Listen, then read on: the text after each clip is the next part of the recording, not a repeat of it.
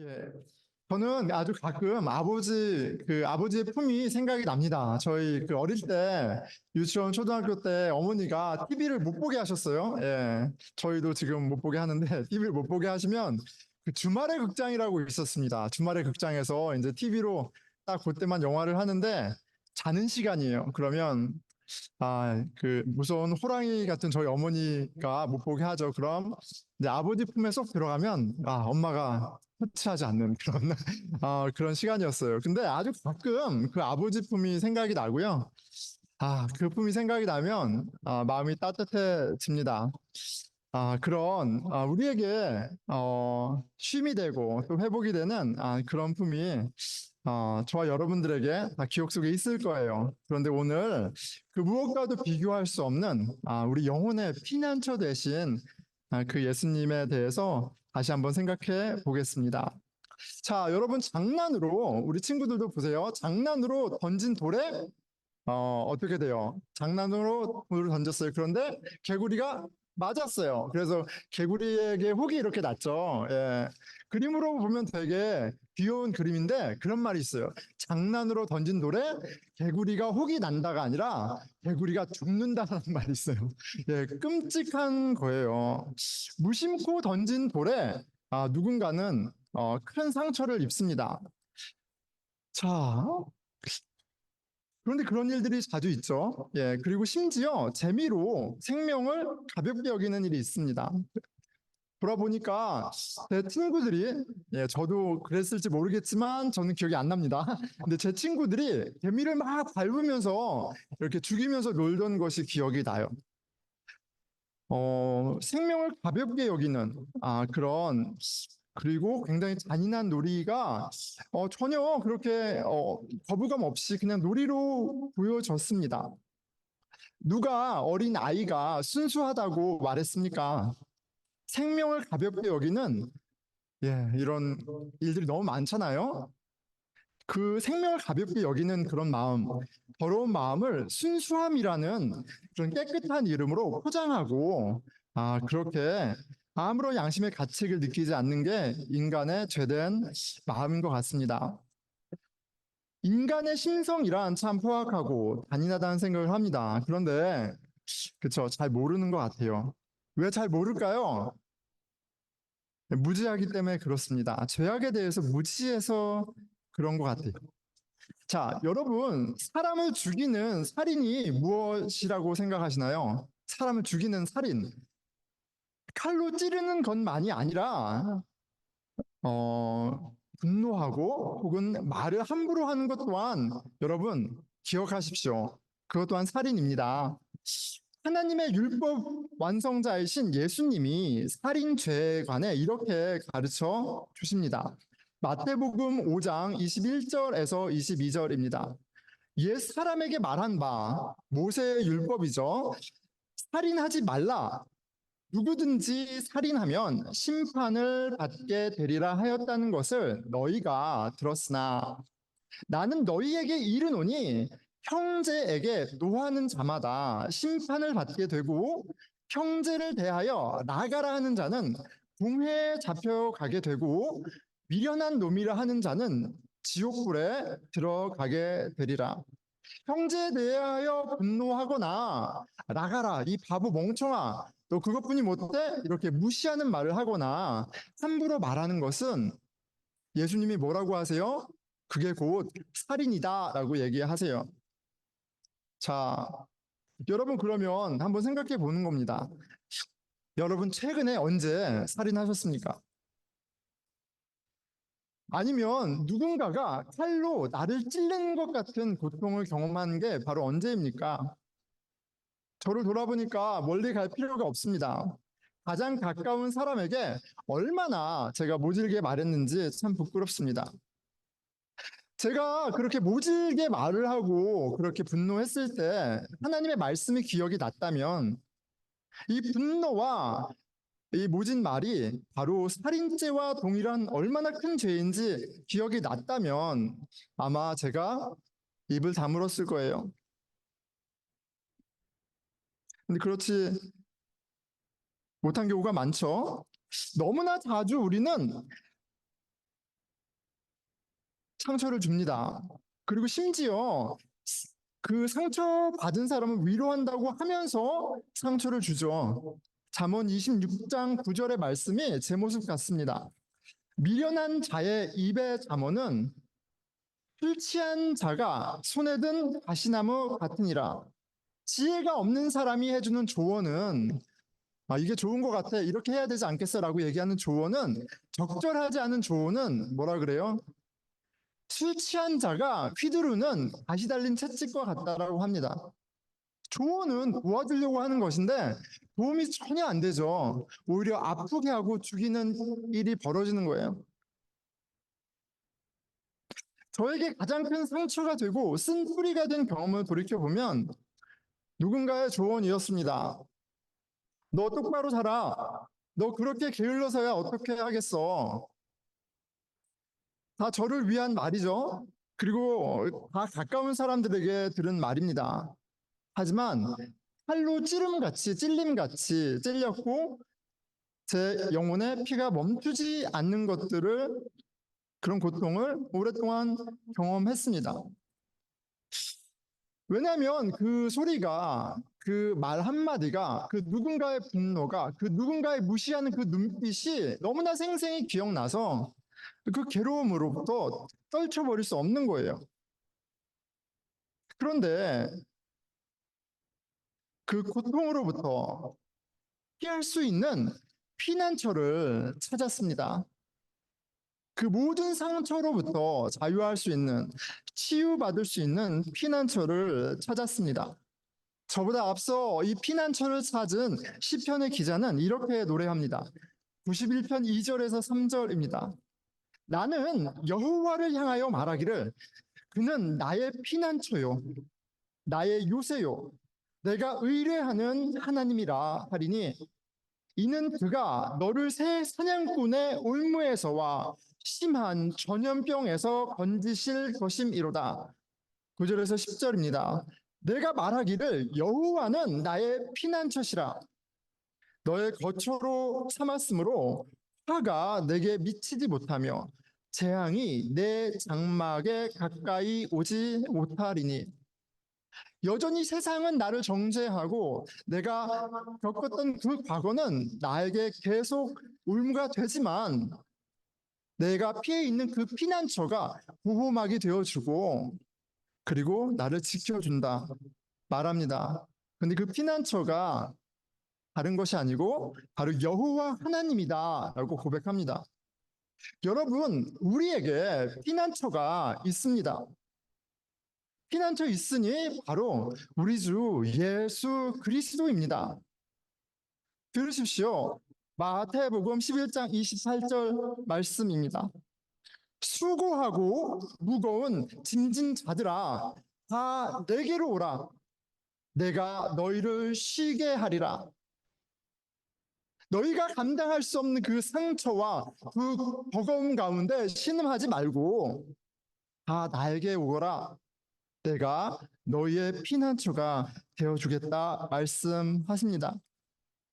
이 죄악 가득한 세상에 잔인하고 무지한 이 세상에서 여러분 상처 입고 지친 영혼들 이 가운데 있습니까?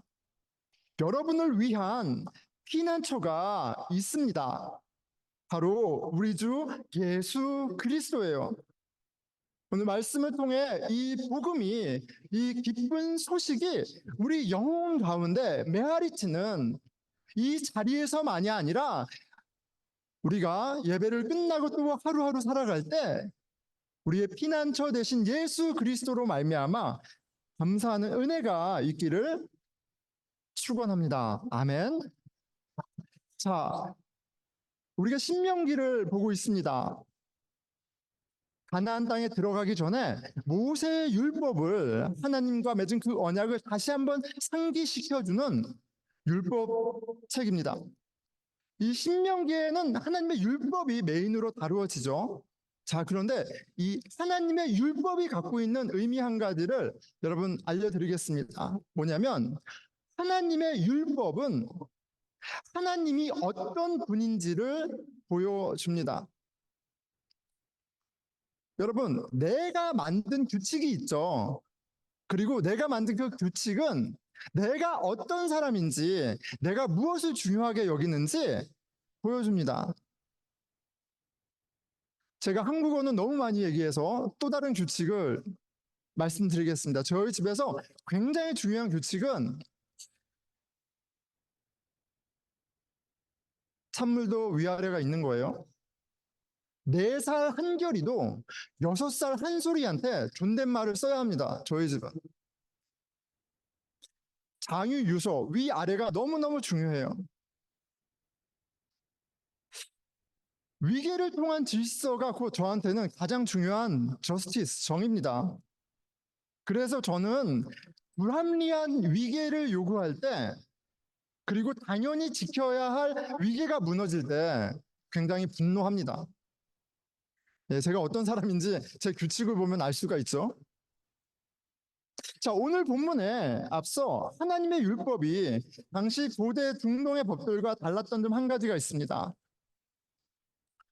하나님의 율법에는 살인죄를 위한 생명의 속전, 생명을 대신하는 랜섬이 없었습니다.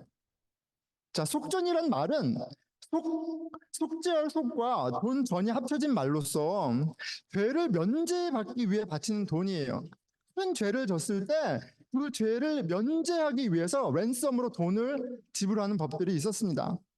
그런데 생명에 관한 경우에도 다른 고대 중동의 법들은 이 랜섬을 허용했지만 율법에는 랜섬을 허용하지 않습니다.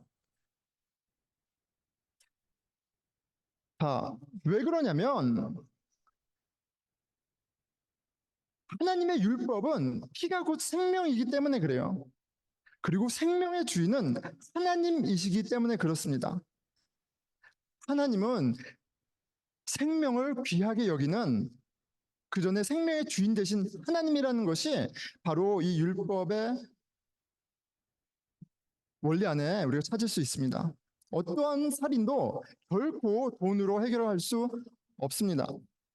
자, 하나님 어떤 분이십니까? 하나님은 생명의 주인이시고 하나님은 인간의 생명을 이 세상 무엇보다도 귀중하게 여기시는 정의로운 하나님이십니다. 그리고 오늘 본문에 소개되는 하나님의 율법은 하나님이 정의로우실 뿐 아니라 은혜로운 하나님이라는 사실을 잘 보여줍니다. 자, 도피성은 은혜의 법이죠. 은혜의 성입니다. 하나님이 은혜로운 왕이라는 것을 잘 보여줍니다. 3절, 내 하나님 여호와께서 내게 기업으로 주시는 땅 전체를 세 구역으로 나누어 길을 닫고 모든 살인자를 그 성읍으로 도피하게 하라. 도피성은 고의가 아니라 실수로 살인죄를 저지른 모든 사람들이 보복을 피할 수 있었던 안전한 피난처였습니다. 4절에서 5절입니다. 살인자가 그리로 도피하여 살 만한 경우는 이러하니 모든 살인자가 이 피난처를 이용할 수 있는 것이 아니라 특별한 경우에만 이 피난처에 가서 보호를 받을 수 있었습니다. 누구든지 본래 원한이 없이 부지 중에 unintentionally 그의 이웃을 죽인 일, 가령 사람이 그 이웃과 함께 볼목하려고 찍을 때 도끼가 빠져 그의 이웃을 맞춰 그를 죽게 함과 같이 이런 사람은 그 성읍 중 하나로 도피하여 생명을 보존할 것이니라. 민수기에는 몇 가지 경우를 더 설명합니다. 고의가 아니라 실수로 돌을 던졌는데 그 돌에 사람이 맞아 죽을 경우에 바로 이 도피성에 가서 피할 수 있었습니다. 정의로우신 하나님은 생명에 대한 대가를 생명으로 고정하셨습니다. 이 세상에 값싼 생명이란 존재하지 않습니다. 그렇기에 도피성이 있지만 피해자 가족은 도피성에 도피하지 않은 그 살인자에 대해서는 그것이 고의가 아니라 할지라도 피해 값을 물을 수 있는 권리가 있었습니다. 보복을 할 수 있었어요. 그런데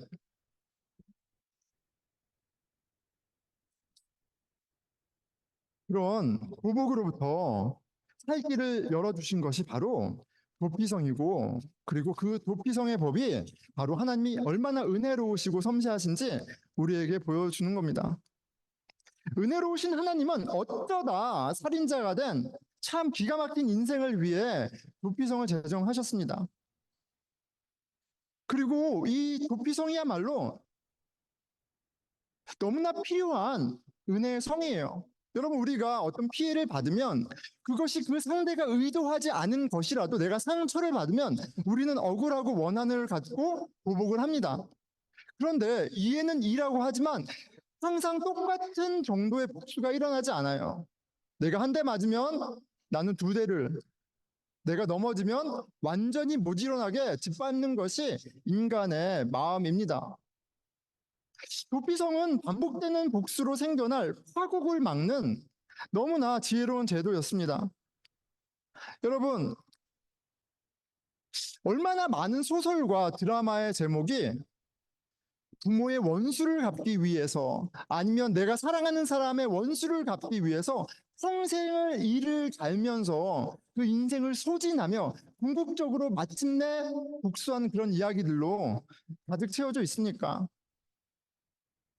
이 복수의 복수를 무는, 꼬리에 꼬리를 무는 이 복수극은 피해자와 가해자 모두 그 삶을 망가뜨립니다. 피해자와 가해자 모두 억울한 희생이라는 이 저주 가운데 이 트라우마를 넘어 새로운 삶을 시작할 수 있게 하는 것이 바로 피난처가 가진 너무나 은혜로운 놀라운 역할이었어요. 이 피난처를 누구나 하루길로 갈 수 있도록 하나님이 골고루 마련하셨습니다. 도피성은 억울한 죽음을 막고 하나님의 정의가 실현될 수 있도록 하나님이 제정하신 은혜의 성입니다. 하지만 여전히 피해 죄값은 유효하고요. 살인자는 도피성 안에서만 살아야 했으니 사실상 평생 감금 상태였습니다. 도피성 밖으로 나간다면 피해자 가족이 복수를 해도 보복을 해도 다 합법이 되었습니다. 자, 그런데 이 도피성에서 평생 감금 생활을 해야 되는 이 살인자가 자유를 얻을 수 있는 경우가 컨디션이 딱 한 가지 있었어요. 그게 뭐냐면 바로 대제사장의 죽음이었어요. 대제사장이 죽은 그 해에는 도피성에 도피해 있던 사람들이 자유를 얻었습니다. 피해 값을 이스라엘 백성의 중보자인 대제사장이 갚았기 때문에 그렇습니다. 대제사장의 죽음이 바로 생명의 속전이 되었습니다. 여러분, 우리에게도 생명의 속전이 되어주신 대제사장이 있습니다. 우리가 부지불식간에 지었던 그 모든 죄에 대한 대가가 분명히 있을 텐데 그 대가를 치르신 분이 있어요. 바로 우리 주 예수 그리스도입니다. 히브리서 9장 11절 12절입니다. 그리스도께서는 장래 좋은 일의 대제사장으로 오사 염소와 송아지의 피로 하지 아니하시고 오직 자기의 피로 영원한 속죄를 이루사 단번에 성소에 들어가셨느니라. 성경은 예수 그리스도가 모든 죄인의 생명의 속전이 되었다고 말하고 있습니다. 여러분, 인간이 죄의 굴레 가운데 세대에 걸쳐 얽히고 설켜 있는 그런 실타래 가운데 꽁꽁 묶여 있는데 가해자인데 사실 또한 피해자이기도 한 그런 경우가 너무나 허다한데 그래서 그 복수의 꼬리를 무는 그 죄의 무게 가운데 신음하는데 그 굴레를 벗어버릴 수 있게 그 죄로부터 자유할 수 있게 하나님이 놀라운 일을 하셨습니다. 그게 바로 예수 그리스도로 모든 생명의 속전, 모든 죄의 속전이 되게 하신 사건입니다. 여러분, 우리와 별로 상관없는 것처럼 들리십니까? 우리가 누구에게 상처를 주고 누구에게 상처를 받는지 다시 한번 생각해 보겠습니다. 마땅히 사랑해야 할 형제, 자매, 내가 흰머리가 파뿌리가 되도록 비가 오나 눈이 오나 평생 사랑하며 살겠다고 언약을 맺으며 부부가 된 그 아내와 남편, 내 딸과 아들에게 분노하며 나가라 하며 하루에도 12번 상대의 마음에 비수를 꽂는 일이 그렇게 의도적으로 내지는 부지부식간에 살인하는 것이 우리의 모습입니다. 그것이 얼마나 큰 죄인지 살인죄에 행하는 것을 우리가 알지 못한다면 그것은 죄가 없는 것이 아니라 말씀에 무지한 것이요 영적으로 무지하기 때문에 그렇습니다. 날 때부터 살인자요 살인을 밥 먹듯이 하는 우리 인간의 실존을 성경은 적나라하게 고발합니다. 로마서 3장 10절에서 18절입니다. 의인은 없나니 하나도 없으며 깨닫는 자도 없고 하나님을 찾는 자도 없고 다 치우쳐 함께 무식하게 되고 선을 행하는 자는 없나니 하나도 없도다. 그들의 목구멍은 열린 무덤이요 그의 혀로는 속임을 일삼으며 그 입술에는 독사의 독이 있고 그 입에는 저주와 악독이 가득하고 그 발은 피 흘리는데 빠른지라 파멸과 고생이 그 길에 있어 평강의 길을 알지 못하였고 그들의 눈앞에 하나님을 두려워함이 없느니라. 하나님을 두려워한다면 우리는 그렇게 감히 함부로 주인이 되어서 분노하거나 심판하거나 저주하거나 막말을 쏟아놓을 수 없습니다. 그런데 우리는 누구나 후지부식간에 하나님의 주인 되심을 부인하며 반역하며 하나님을 모욕하며 살아갑니다. 그런데 저를 포함해 모두가 나는 피해자라고 아우성거립니다. 내가 돌에 맞았다고, 내가 저 사람이 찌른 칼에 맞았다고, 가장 아프다고 아우성거립니다. 그런데 그러면 다 피해자면 누가 가해자입니까? 여러분 누가 살인자입니까? 하나님의 말씀과 내 양심과 성령님이 드러내십니다. 내가 함부로 생각하고 말했던 모든 죄 앞에 저는 피할 길이 없습니다. 저는 마음으로 살인을 하였고 마음으로 간음을 하였습니다. 그리고 무엇보다도 나의 이런 의롭지 못한 모습, 하나님을 부인하는 모습은 내가 그리스도인이 되었음에도 불구하고 복음을 전함에도 불구하고 정작 나는 예수 그리스도를 다시 십자가에 못 박는 것과 같은 악행으로 가득한 인생이라는 것을 고발합니다.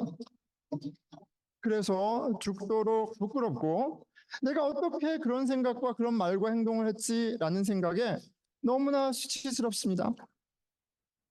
그런데 너무나 놀라운 것은 십자가의 예수님을 보니 다시 살아나신 그 예수님이 내 앞에 보이니 큰 위로를 받습니다.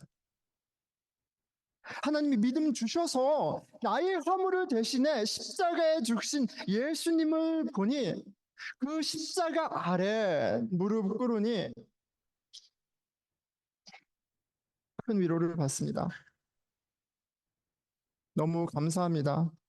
내 부끄러움을 숨길 곳이 없었는데 오늘 또다시 피난처를 찾게 해 주십니다. 무엇이 우리 영혼의 피난처입니까? 피난처가 여기 있습니다. 바로 우리 주 예수 그리스도이십니다. 십자가에 못 박혀 죽으신 예수님 앞에 우리 모두가 죄인임이 드러났습니다. 그리고 동일한 예수 그리스도의 십자가를 통해 하나님의 사랑이 확증이 되고 나는 나의 수치 가운데 죽어야 하는데 부활하신 그 예수 그리스도가 산 소망이 되셔서 의의 옷을 입혀주셔서 나로 의로운 자녀의 삶을 예수 그리스도와 같은 그 온전한 모습을 소망하고 기대하게 하십니다. 하나님의 은혜, 예수 그리스도를 통해 나타난 하나님의 사랑 덕분입니다. 로마서 5장 8절입니다. 우리가 아직 죄인 되었을 때 우리가 여전히 죄인의 모습이어도 소망이 있는 것은 그리스도께서 우리가 아직 죄인 되었을 때 우리를 위하여 죽으심으로 하나님께서 우리에 대한 자기의 사랑을 확증하셨느니라. 예수 그리스도의 피가 우리 모두의 생명의 속전이 되었습니다. 이 생명의 속전 대신 예수 그리스도의 보혈이 얼마나 소중한 것인지 여러분 아십니까?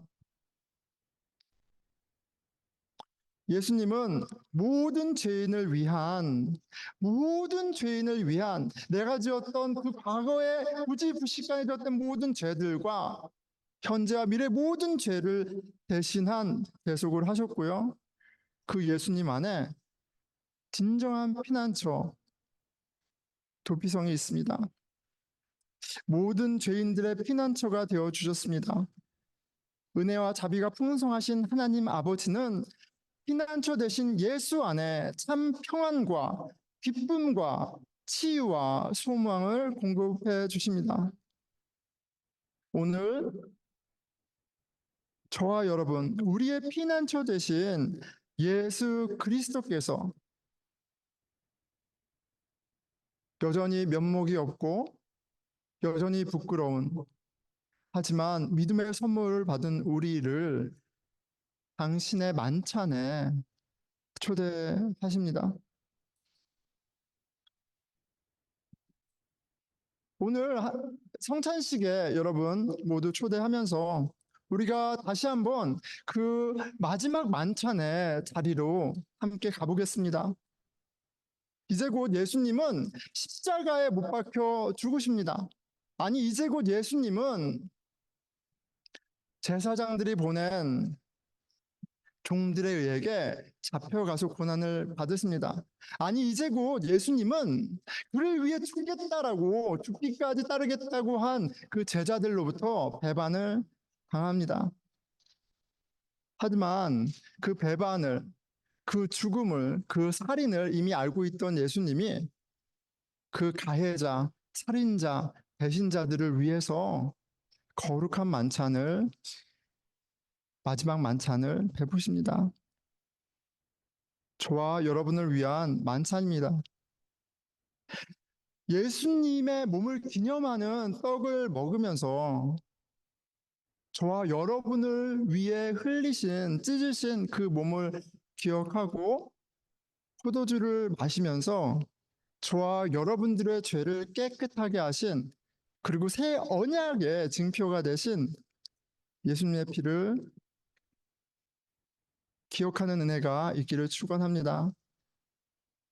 여러분, 이 거룩한 만찬에 초대받은 여러분 모두는 하나님의 선택 가운데 참으로 복받은 사람입니다.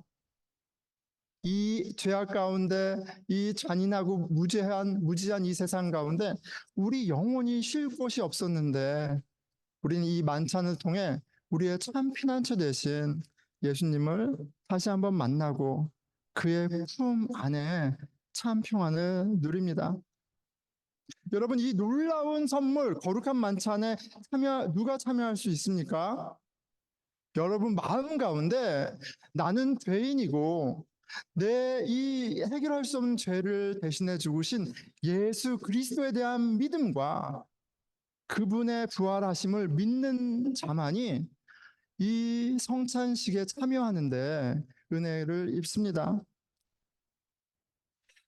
이 복음에 대한 믿음이 없다면 이 믿음 주시기를 구하는 그런 기도가 필요하고요.